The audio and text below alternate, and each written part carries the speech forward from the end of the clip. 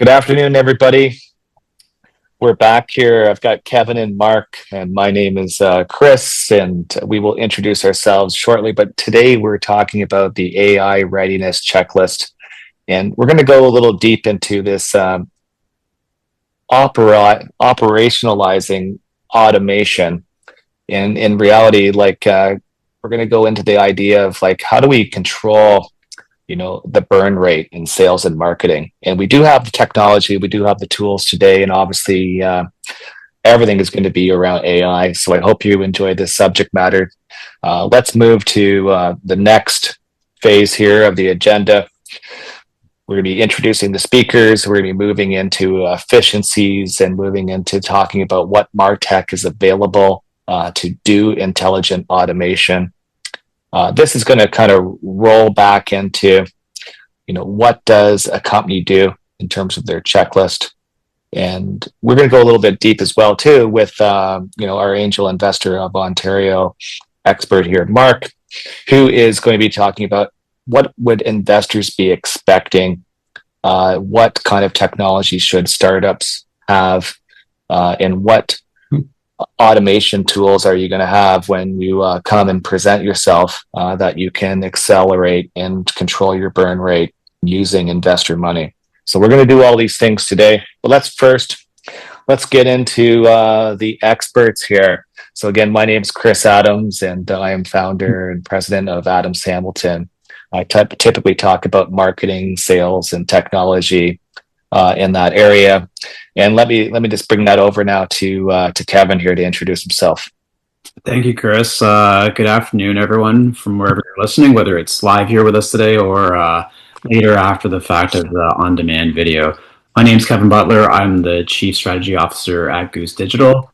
My whole background is 20 plus years in high growth SaaS organizations running marketing and sales and trying to align the two functions for what's historically been leads and revenue growth. And as we talk about today, how do we use technologies? And now, on the cusp of an AI explosion, how can we leverage AI to power a more efficient level of marketing impact and growth? So we'll get all into that today. Thank you for joining us. Mark, over to you. Thanks very much, Kevin and Chris. Pleasure to be with you today. I'm the executive chair of Angel Investors Ontario. For those that do not know the organization, it's an umbrella organization that's 18 years old. We have 18 not-for-profit angel groups across the province in all corners, about 1,800 accredited investors in our fold, and over 18 years, we've funded over $800 million of our own private capital into startups. And so we can hope to be here for another 18 years as well. I also run an exec market dealer called Northcrest Partners, and I assist very small companies to large companies on growth strategies, accessing the capital markets. And my background started close to 40 years ago as a buy, hold, sell analyst in technology, telecom, biotech. And so I come from the point of view of the investor. What's good for a small company is also good usually for a big company. And so I bring an institutional and retail point of view as to how I look at my investments going forward. Thank you. That's awesome. Thank you, Kevin, and thank you, Mark. Let's get into this efficiency mandate. And what I'm going to do is I'm going to pull it over to Kevin here. Why don't you go over a few of these points, and then we'll come back to how that affects us from an AI perspective. Yeah, absolutely. Well, as a very quick and brief history lesson, I think the last 15-ish years or so has been defined for growth companies as growth at all costs. And I think historically, investors have valued high-end growth over any other single metric. And to some extent, it was, we don't even care what your burn rate or what your spend rate is, provided the growth, the top line revenue growth exceeds our standards. And in some cases, that's 40, 50% year over year. And in the super leading cases, even greater. But I think what we're seeing today, now that we've moved from a low interest environment to a very high interest environment, is that capital is expensive. And as a result, we've got to be a lot more prudent with capital and capital management. So out is that top line growth at all costs, like we've briefly broken down, and in instead is more unit economics, more viable or profitable growth. And that could actually mean slightly lower growth rates than that 40, 50+% year over year in favor of more balanced and sort of sustainable growth given the higher interest markets we're now into. And I think to that point, it's now we're looking at high burn rates as a bad thing, whereas historically before the message was you're not spending enough, nor are you spending it quickly enough. Now I think it's more like, well, how do we sustain spend in a more responsible, fiscally speaking, way?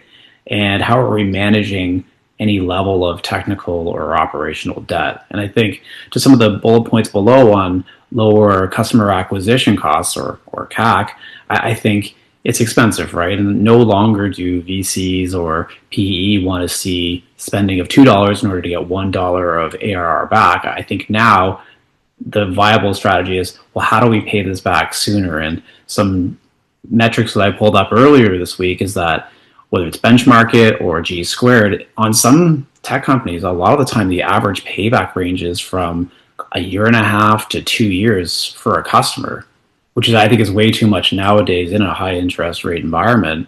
And additionally, the cost of acquisition continues to rise too as retention and growth have slowed. So it's kind of a dark picture where organizations now are being asked to stop the growth at all costs mentality and move towards a more sustainable, profitable way in which to do that. So that's kind of the first comment there. Chris, Mark, do you want to weigh in before we jump into part of the answer, I suppose, below? Sure. I'm going to step in first, Chris, if I could. From the investment point of view, everybody, when they invest, they want to know how long is my capital going to last. They don't want the company to say they're going to last two years, and in 9 months' time they haven't met their milestones, and consequently the next round is usually a down round. You never know what the environment is. So I think you have to have a realistic estimate of how much the burn is going to be and what your revenue uptake is going to be. And AI right now is really a fundable investment mandatory element. You've got to be able to explain how you can use AI properly. And there's a lot of people using the jargon around the street these days, which really takes them right out of the picture immediately. If I have startups coming up and having no clue what it is, I try to get them educated and come back again once you really understand how AI can be used and how it's an important part. And I think today's session will start to explain that. I think you're absolutely right there, Mark. And I think the big piece that what Kevin was saying is really around, in my mind, is shifting from the execution, which is the painful parts of doing things. And then a lot of this automation could allow more for strategic optimization. And that's where the startup founders can add that added value, understanding. They know the clients, they know the market. But if they're not in the weeds, they can really work with partners to execute properly in terms of optimization. So that's kind of cool. And maybe Kevin, you can go a little bit deeper into that, because I think that's going to lead us into the Well, just jumping back, yeah.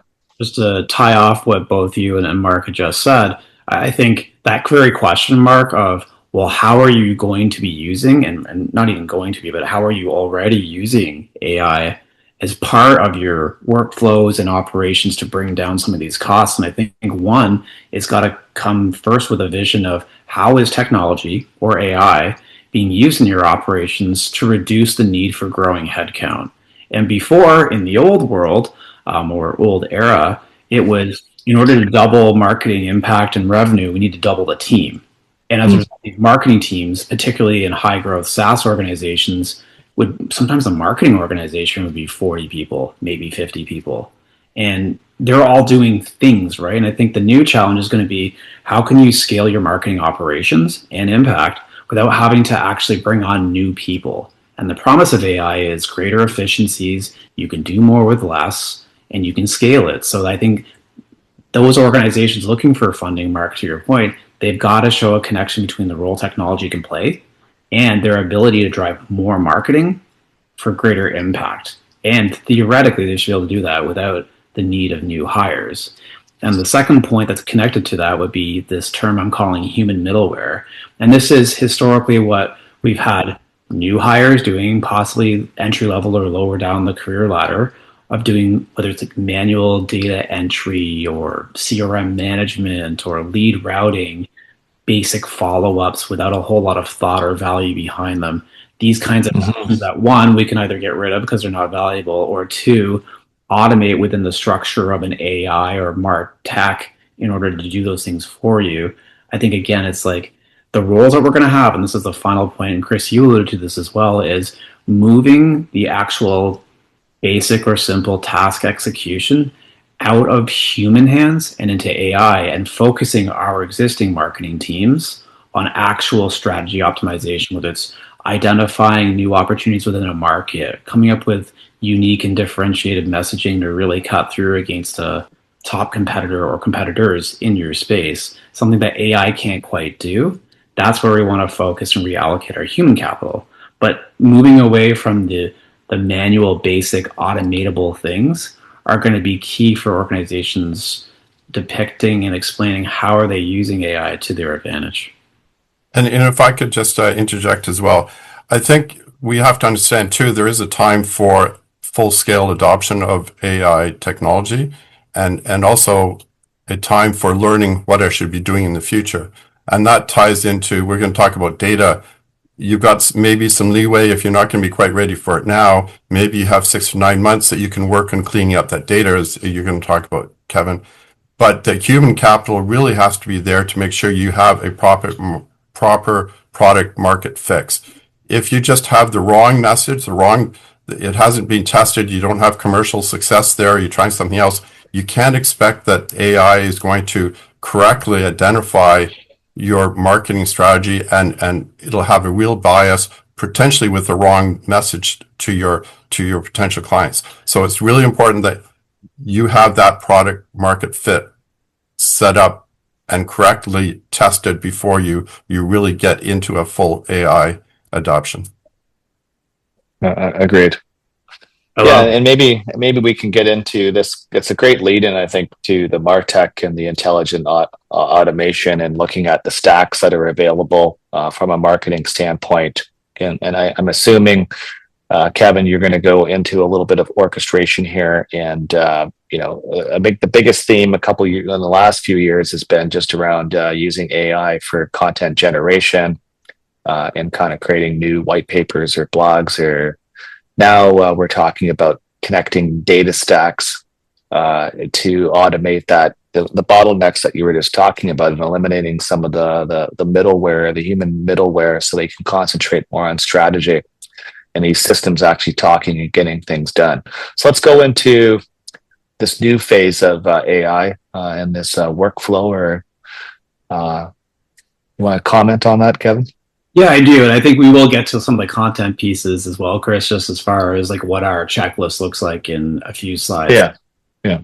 But, and you're right, Mark, on what you said before. Like, we're not even talking about full or complete AI adoption today. What we're talking about is how are we starting to use these tools in our operations right now for greater efficiencies. And I think to some extent, the longer term full adoption, we don't yet know because we haven't seen how it can work for us, AI, that is, and ultimately how the markets will change and respond to AI as a whole. So I think some of that remains to be seen. But the point is, how are we efficiently deploying, I don't know, a half dozen AI tactics to our advantage here today?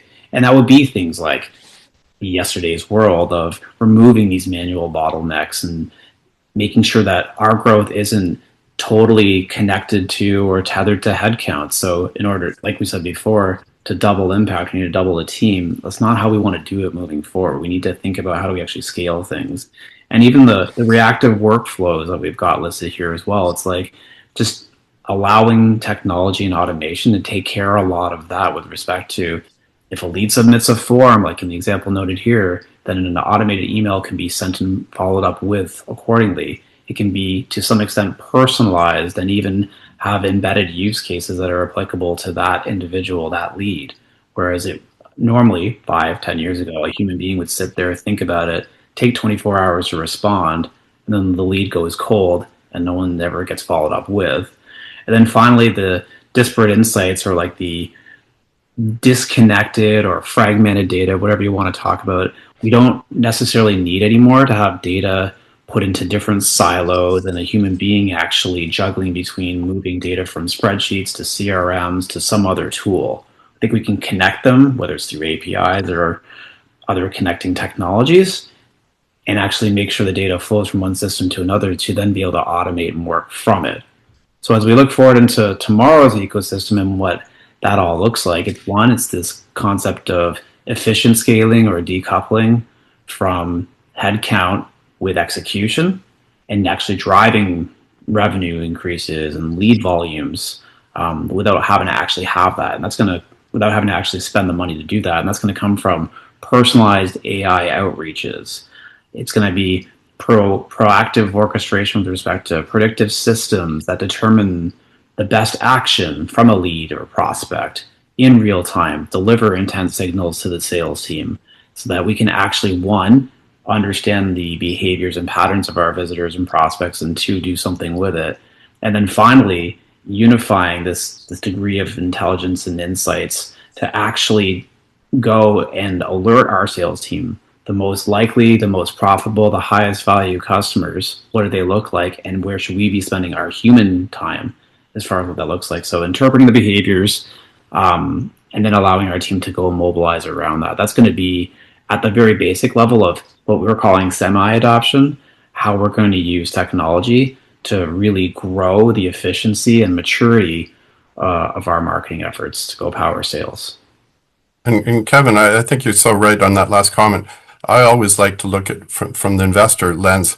Ideal customer is not who can buy the product, but who can you acquire efficiently, retain long-term, and monetize at high margins.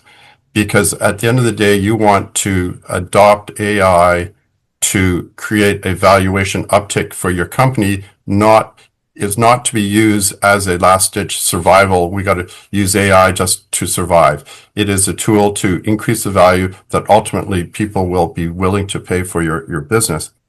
And I think the other thing I want to stress is when you're adopting, even at the early stage, when you try to mimic what you're doing there in your financial statements, that's really important, because outside people, investors, will look at your financial statements and they'll look at it more closely. Okay, you're spending this much on your AI automation, your headcount reduction, but they will look at what you've spent in the past and how you spent it, because that's the best indication of how you're going to be a steward of their funds going forward. So just make sure that you keep your understanding. It's not a black box understanding, that your CFO understands what you're trying to do, and try to mimic that in your financial statement so that other people can say and see what you're spending on AI and what you're trying to achieve. And it should look a little bit different than what your formal financial statements. But just don't do a black box. No, stick it into your financial statements and that's our AI, and don't explain it. I really love that comment, Mark, because Yeah. I'm an investor too. Like, one of the things that I think we've historically done is, and we've talked a lot about it on this slide and the previous one, is moving away from the need to just hire more in order to grow faster. And I think to some extent, the message that we used to send was that the strategy all came down to, can I hire the right people? Can I retain the right people? And what if you're even successful at doing that? Like, what are the odds are you're going to find even more great people? I think that puts an awful lot of pressure on unknowns. And what we're saying here is deploying AI in a more efficient, scalable, effective way actually suggests there's way more strategy there. And as an investor, I think I'd be a lot more comfortable seeing that there's a real plan, approach, and early stages of success for how that's being deployed and actually impacting revenue. Chris, I know you wanted to jump in on that too. Yeah, I'm very excited about again, the workflow that is being presented and the orchestration layer that's going to be occurring over the next couple of years in this zone. Uh, you know, I'm also an active angel investor and also part of a selection committee here under the Angel Investors of Ontario through the Georgian Angel Network. And, I get to see deal flow each month. Uh, the companies that are coming, are very strong in their certain areas of technical expertise. Sometimes sales and marketing can be a last minute. We now need to do some sales, and we now need to do some marketing in order to actually prove what we've done has been great, and we're getting some funding to come in the door. My question here is sometimes that leads, and this is more over to Kevin, that leads to, hey, we're going to do great because we're going to hire someone tomorrow, or we're raising money, and this individual is going to be a game changer. We're bringing them on, and it's going to be awesome. It's going to work out. From a personal level, I'd prefer a different answer, which would be, hey, we're taking more of a toes in the water approach. We're going to try to figure out where our market is now. We're going to hire, a digital agency just to sort of support us, guide us in this kind of way. We might not be able to afford an agency like all the way today, but we want to have a guide on our team. And then just maybe if we have some guidance, we could potentially run that ourselves or hire more of a junior marketer to help, run the program internally and save a little bit of money. Can you comment on that? Have you seen that approach? Are people waiting too long to approach like a Goose Digital? And then maybe Mark, maybe you want to comment on that afterwards too, and what you've been seeing from the certain companies that have been approaching you. Yeah, happy to jump in there first. I think the short answer is yeah, I am seeing a lot of that, the waiting too long to approach an agency.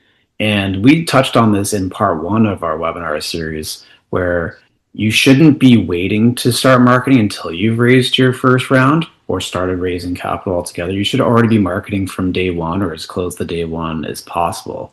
And to me, then, if I've kind of baseline answered your question, Chris, the next stage from there is, do I have the capabilities and skill set to go and either create and design a marketing strategy? Do I need to go out and find someone who can? And that's the part to me where the waiting is critical, is like, you can't wait to do that. And if you identify you don't have that competency and skill set, then it's your responsibility as a business leader to go grow your business by finding the right people. And it doesn't mean hiring a six-figure agency. It doesn't mean hiring your first CMO early stage before your Series A. But what it means is aligning with high-skilled people who can fill roles that you can't in order to drive your business forward. And those individuals will have ideas as to how, one, we can understand what the opportunity is, how big is the TAM, what's the differentiating messaging that's required, and then the role that technology plays in distributing and growing that message to go engage an audience. But I think, to me, almost always organizations are not thinking marketing first, and you should be thinking about marketing the very moment that you have a concept or a challenge that you can solve for. Yeah, if Chris, I can jump in. I think it's really important that people do talk to you early on, Kevin, because as I mentioned, I probably see 200 to 300 companies a month, and I have to triage them very quickly as to what are they talking about and if they're talking to their hat. I always get worried when I hear someone saying, we're an AI company doing this, versus saying, we are a tremendous SaaS company selling to this market, utilizing our historical data with AI to improve our valuation, to improve our gross margins and stuff like this. I find that people that tend to use the word AI at the front don't understand that you really need some great data. And we're going to still talk about that. And data, that can consume a lot of time for someone to clean. And maybe that's something they can start working on for taking 2 or 3 months to help to get it cleaned up so that they can use their historical knowledge base and have it ready for utilizing AI to really improve those margins and sales. So it is important to get that advice early on, so you just don't use every buzzword like blockchain, et cetera, that really scares off a lot of investors early on. I'm right with you. Like AI is no longer a differentiator. Like very quickly in our AI journey, that has become a non-factor. Like the assumption is you are actually using AI as part of your solution, as part of the operations and deployment of whatever you do. I think that's not a differentiator. Differentiator is what specifically you're solving for, perhaps to some degree how you're doing that. And again, with the assumption that AI is part of it, but anyone leading with, we're an AI company that solves XYZ, I don't think really cuts it already. That's right. Now, I don't think a lot of founders, they underestimate the amount of work it takes to get into using AI efficiently, and I think that's why they should be talking to you so that you can guide them through steps that are mind-boggling, and they can work it with their existing staff without being, doing it you know, at half speed. All right. Well, Yeah. that's a great segue, actually, right, Chris, to our next section here. Yeah. Like the good part here, I think, from you, Kevin, and again, putting it back over to Mark from an investor sort of lens. What are we looking at here in terms of the readiness factor? And Kevin, if you want to comment on this first, and then we'll move over to Mark. Yep. So we have four pillars of AI readiness, two on this slide, and then two on the following slide. And I think this is something we alluded to earlier, this first bullet with respect to content creation, velocity, and just all of it being powered and generated by AI. And I think I've seen so many organizations that we work with who will say, we're putting a lot of efforts and cycles into this one blog, but one blog is just not enough anymore.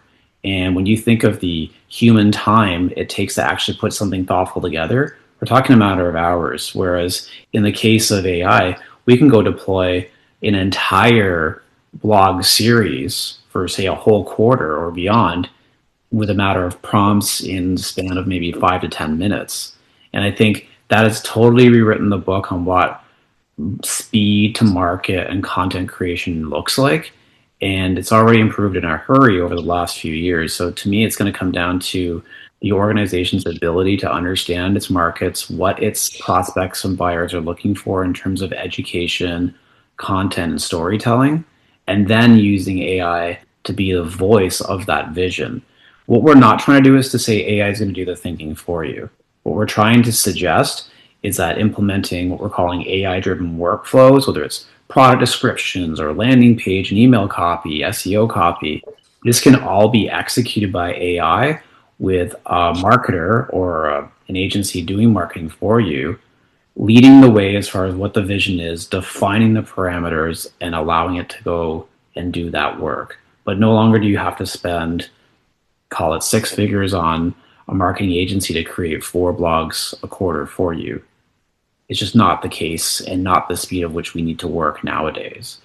And I think with respect to intelligent data cleansing, again, it's the same thing we talked about in the previous slide, but we're not having people going through and wasting their time manually correcting data. And we're not going to go and have marketing burn how they're viewed internally with sales as their sales partner, giving them data that doesn't, either it's outdated, doesn't work, emails won't send, things like that. So I think, to me, this is about refining the costs of what it takes to deliver these things, and from there doing so far quicker than we've ever been able to do before. And I think that whole time is money and opportunity cost is a really significant factor here. But we are entering an era where you can create a year's worth of work, content, messaging, etc., in an afternoon with a coffee and a water cooler conversation jammed in the middle. Mark, please feel free to weigh in there.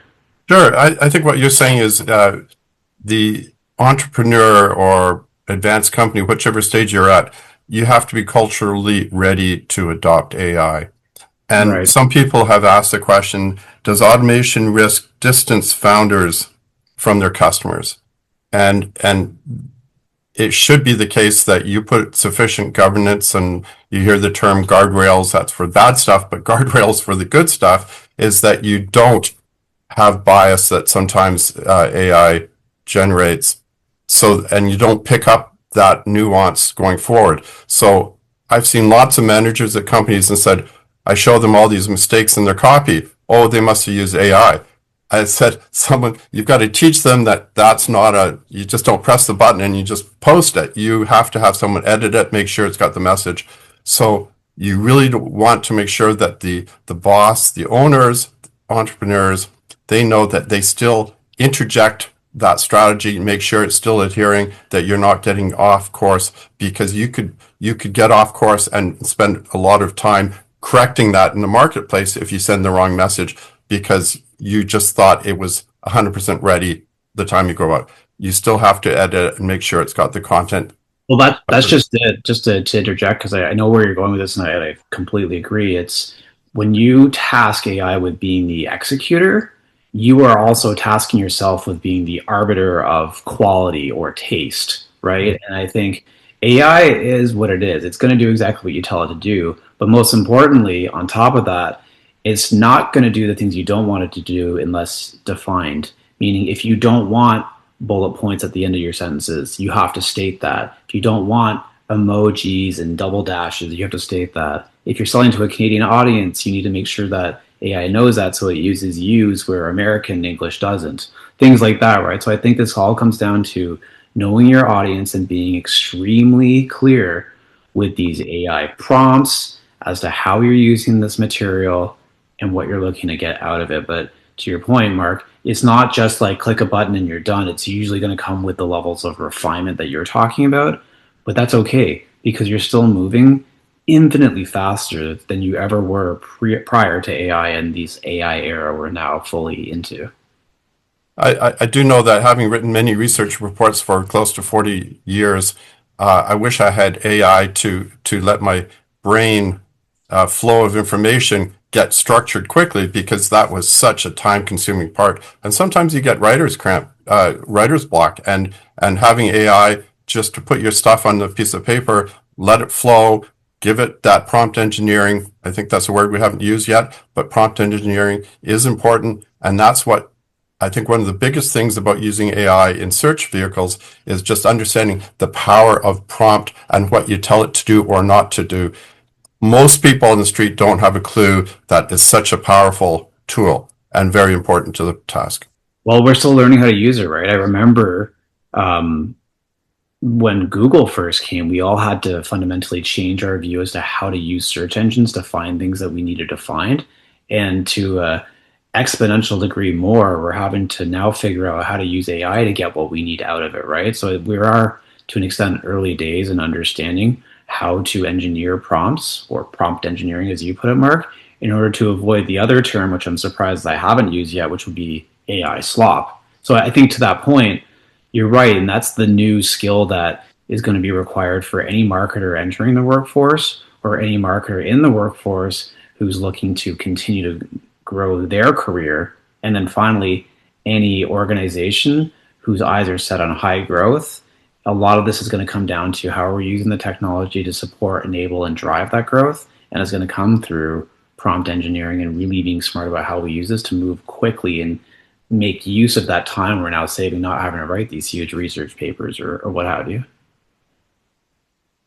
Yeah, I think you guys are on the right track here. And, you know, from myself and seeing things, I think speed or timeliness to new content is accelerated in this methodology as well. For example, if a salesperson today was to find a new objection reason for not purchasing, that could be documented in the CRM. In reality, our AI workflow could pick up that we may have lost a deal and looked for the reason box that the salesperson has put in. If we had an engineered systematic prompt, we could then take that reasoning, send it to our content generation based on the previous content that we have written. We could then have that emailed out to the senior leadership team as a base case of a blog and or of a feature sheet around the objection and how to handle that objection. So that timeliness that could have taken a month to have that meeting in the past can now raise that attention in the matter of minutes, hours, or a day. But Chris, again, I'll go a step further yeah, there. And there's an yeah. organization we're working with right now where we have what I would call dynamic content on landing pages going on, and the how we're triggering that dynamic content. It's all personalized based on how their website viewing session is going. Where are they clicking? Is actually changing the content in real time. It's not pre-written. It's all based on AI fields inside of HubSpot that's actually interpreting the behaviors where they're coming from, and then in real time adjusting the language and messaging on the website accordingly. We're in early Hmm. years of doing this, so there is a bit of a messaging tree that if this, then that. But the idea is Hmm. we are actually doing this in order to cater to what we think the needs, the very unique needs of that particular visitor depicts, with some assumptions, some guardrails, and we're learning as we go. But a lot of this is already happening. So it's not even just the back end in terms of alerts, like you're saying. I think in some cases, it's the front end too, empowering the buyer experience because we recognize especially B2B buying journeys are hyper complex, and B2B buyers, they expect a lot and they have sophisticated needs, and we're trying to adapt and adjust to it in real time to one, go and accelerate the sales cycles as best we can, give these people what they need in terms of information and content, and ultimately try to position ourselves as the right solution for them. Yeah. So I'm assuming that's like what you're talking about here in point number 3 here. And if you wanted to kind of go continue on that, maybe dive into 4, and then I can bring it back to Mark as well. Yeah, I think we've all been. It's exactly right. I'm trying to bridge the two of them in that anecdote and Yeah. story, but Yeah. Yeah. Yeah. great. Like we've all received emails that just don't make sense, or more importantly, ones that we don't even register and notice because it doesn't really hit what we need it to, right? And then conversely, we've all received messages, whether it's in our LinkedIn feeds or in emails or wherever, that really nails it because it just happens to have the right message for where we are at in our discovery or need for something at that moment. And so the question really is, well, how do we continue to dial in and personalize the messages to meet buyers exactly where they're at? So I think that's so critical. And again, whether that's email, web, digital ads, whatever, that's the challenge here and the promise that AI is capable of fixing, which would be real time behavioral triggers and adjusting and automating what the messages is as a result. And then the final one to me there is the AI enhanced attribution, which would be how do we leverage AI to alert, notify, observe, and maybe even adjust underperforming channels so that we can, one, reallocate capital more quickly and be more efficient with our spend, and two, get to better results faster. Because I can tell you in the old world, half the time we're waiting to make a decision because we're a data driven organization. So we just need to get the data to then make a decision. Well, the data is going to take a while because Bobby's not working today. And then there's a weekend, and we'll continue spending for another 3.5 days until we actually get to review and analyze the data to say, oh no, that channel is not performing. And then it's like, we got to turn it off and then reallocate. Well, what if we could do it in real time based on threshold and defined parameters? If click through rate is under this, stop the ad. If click through rate is, I don't know, over a certain threshold, great, take all the money from somewhere else and put it in, right? Or you can now open up and allocate new levels of budget because leadership would be okay with doubling down on a winning performer. So I think to that point, these are all small, nuanced AI technology driven capabilities that could really drive and make a big difference on a quarterly level, the performance of marketing and the subsequent impact it can make on sales and revenue. Yeah, and I would say that AI automation is not just automating guesswork. It's not that's guesswork is not scaling. That's just hoping that your business is going to do better. And it's clearly not a go-to-market strategy. But what you're talking about, Kevin, is the way it should be done, is that you have real-time adjustments to go forward. And it comes down to, if I have 250,000 of new capital that I've just raised into a company and I'm a shareholder of it too, how would I spend on AI infrastructure? Would it all be for product enhancement, sales hires, customer success, or AI automation? And I think in real time, that percentage allocation is being adjusted, and AI automation isn't simply being allocated to one part of your spend. It's all elements of your workforce will have some AI impact that will increase their productivity. And so it's not just AI for marketing. You're going to be AI for lots of things in your companies. But it's adjusting really real time as to how you start allocating your AI spend going forward. But marketing certainly, I think, is one of the most important ones to look at first. Yep, agree. Yeah, absolutely. Let's move into some key takeaways. We've heard a lot, again, on checklists, readiness, MarTech, workflow. Let's get into, what do we want the audience here today to take away with Kevin? Like, what are some tidbits that they can bring back to their team and highlight from this conversation? Yeah, I've kind of put together 4 points here as like takeaways, but number one would be efficiency as an asset. I was going to make it like a EAA kind of thing as a SaaS play, but the idea is the burn multiple of your organization is now as important as your growth rate, and AI is really that lever to improve both. And so it's about one, how do we reallocate people to the things that they and only they can do, and moving them out of just being a technology whiz. And number two, and I think probably the most important one, is how do we get to value faster? So long we've been locked into, well, it takes this much time, therefore extrapolate and then multiply accordingly. But now time is a completely different thing in that we can do what took a quarter or two in an afternoon or less. And I think that completely rewrites the value that one, humans can have, and two, the role technology should play. So that's number one.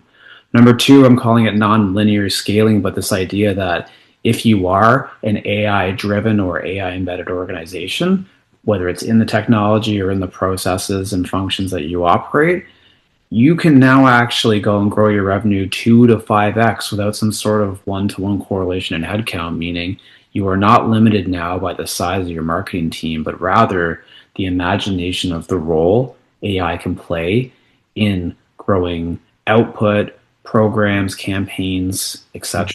I think that's probably the largest takeaway from this. Data as an infrastructure, data is going to be whether you have a data lake, data warehouse, or just a really solid CRM with clean data. You're moving from what we talked about in part one of our series, clean data, into this part two, which is autonomous data and the ability to mobilize and deploy campaigns off of it, personalize messages, and ultimately get things that cut through much faster. That's really going to separate, in my mind, a high growth company and a fundable company from those that Mark and his team are going to have to do a bigger deep dive on. But certainly from a valuation perspective, it's going to separate winners pretty quickly. And then the final one would be immediate ROI and this ability, whether it's lead prioritization or rerouting capital to better performing channels, it's going to, and then eliminating the need for future headcount increases. It's going to cut costs, accelerate revenue growth, and just create much more nimble, faster, more efficient organizations. So let me stop there. Mark, do you want to jump in? Sure. I mean, you basically said our technically what we need to do, and I think you've articulated it very well. And from a investor point of view, when I look at an entrepreneur or a successful company founder, there's two things that I look for: curiosity and resilience. And they wouldn't have gotten where they are asking for help in marketing if they haven't been curious and if they have to pivot. But what I want to stress to founders and everything, be really curious as to what AI could possibly do for you. Don't just think it can't do this or that. You will be blown away with coming up with new prompts, new avenues of what you can do, and don't stop thinking about it. Every day, just spend 5 minutes. What else could we do? And spend some time. Just don't think it's limited to some basic task. but it can really come up with some new novel approaches to how you run your business and ultimately how you create value for attracting more capital and building up a really huge business. So curiosity and resilience, keep going with that too. Amazing. Yeah, I think that's it's definitely on the right track, Mark. And from my perspective, all these key takeaways are exactly what I would want to see in a sales or in a pitch deck, and or potentially in the due diligence, probably more in the due diligence section. If I really enjoyed the conversation from curiosity and the founding team, and we went into due diligence, this is where some of this information would be presented to say, hey, here's how we're going to be tackling marketing and sales. Here's how we're getting our data. Here's how we're keeping our data clean. Here's how we're going to be able to scale faster than others because we're going to be using certain new technologies such as workflow and AI. Those are the things that I would want to hear within that founding team. Do you want to comment a little bit more on that, Mark, too, like from a due diligence perspective? Well, the other thing I would ask is coachability. So when I'm going and asking the founder, how are you using it and stuff like this, as a founder, you shouldn't be defensive. Just admit when you don't know something. I'm working on it. I don't have all the answers. But I think your takeaways are there is that you have to develop a relationship with the investor, that you're looking at the big picture and not just focused. And sometimes you get founders that are saying, initially I'm great at technology and I need someone else as a CEO. I'm even saying in this case that some people are saying right now, with all these tools that you're putting in front of them from workflow automation, that you've got some technology guys that are saying, I want to move to marketing. So keep it fluid in an organization as to how this technology is really enhancing your skills going forward, and adjust it to find out who in your organization can make use of those tools. And I think you can do some surprising improvements and results in the future. So I like it. minded. I like these I like comments it. And, I think, Chris, like to your point, to look at someone and an organization and consider making an investment on, some of this is going to be like, how do they depict and articulate their growth, and what's the role in people, technology, the size of opportunity, and what they perceive the market to look like from a needs perspective. And I think to that point, where I would be looking at as a founder would be, am I sort of today, what's my maturity for AI? Where's the opportunity to deploy it right now? And that's kind of one where an agency like Goose Digital could help, is identifying what are some ways we can streamline manual processes today, or bottlenecks, or high burn process. Where can we take that off of an individual and put that into technology? But two, maybe the most important thing, I would imagine a lot of organizations would have a decent answer to that question. I think the most important one is going to be, well, what's your roadmap for automation? How do you plan on using it inside of the next 1 or 2 years? I recognize beyond that, there's so much change afoot that will impact what that looks like. But I do think having some sort of plan to say, here's what we're doing today, and here's what we plan to do tomorrow with respect to becoming an even leaner, more efficient organization, or simply how we think we can take down additional markets to grow our TAM through AI, because we can't keep hiring more and more people. So I think to that point, having a automation roadmap, and that's another thing that an agency like Goose Digital can help with. What does that look like, and how do we see embedding that in our organization for long-term growth? So I think those would be answers I would want to hear as an investor, to know that they're really thinking about not only growing today and how technology supports that, but two, more importantly, how it's going to scale that growth once they learn what they need to learn right now in phase 1, going into phase 2 and 3. And Kevin, if I could just add one bit there. One of the things we didn't touch on is talking about the SAM and TAM and everything else like this. Investors really like to see people with a bottom-up approach as to how you're going to break in. What markets physically. You can't just say, I'm going to start the world now. And you don't realize that you need people on the ground that match your marketing effort, et cetera, et cetera. But I think automation can let you work to create a better bottom-up financial forecast as to how you can actually introduce your product in what jurisdictions and find out what staffing you need to go with it. And that's really important for investors to look at it. You can't just say, I'm going to get 0.1% or 5% SAM, and we're going to have it next year and own this market in the US within 2 months. You've got to show what you're doing from the bottom up. Yes. Yeah. Hey, this has been a fantastic conversation today. And again, I think there's a lot of key takeaways that anyone that was attending today and was listening, these are great messages, either from a startup lens, a growth company, and putting their toes in the water and looking at how AI workflow can support their sales and marketing teams. So, Kevin, I do appreciate your inputs today on all of this. And again, Mark, as always, I really love your insights from the funding standpoint within these growing companies here in Ontario. Well, thanks very much, Chris and Kevin, for inviting me here today. That's great. Well, that was great. That's great. Great to see you guys.